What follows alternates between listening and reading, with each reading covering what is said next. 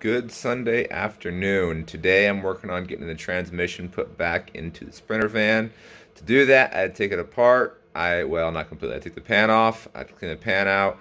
There were a lot of shavings on the magnetic ring at the bottom of the oil pan. Put the new filter in, and now it's time to actually put in the torque converter as seen here.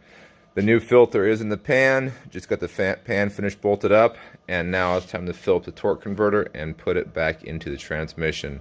I'm going to look up the specs for filling up the torque converter prior to putting it back in the transmission.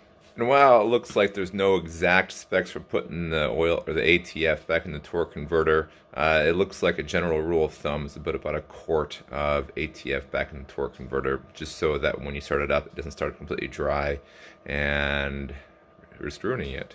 So here we're at, and now it's time for the infamous lining up the torque converter with the notches in the pump housing.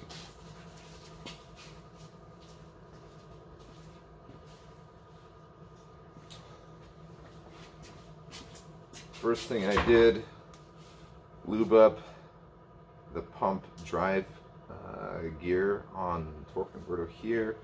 It's not really a gear, I guess you can call it a shaft of some sort. And I'm making sure that all my ATF inside the torque converter does not spill out, so I'm making sure it's in the bottom before I tip it into the transmission to make sure it's not going to spill out of the torque converter. Now, as was shown, it took me a while to actually get the torque converter lined up, and in the video it took me a lot longer than I wanted it to.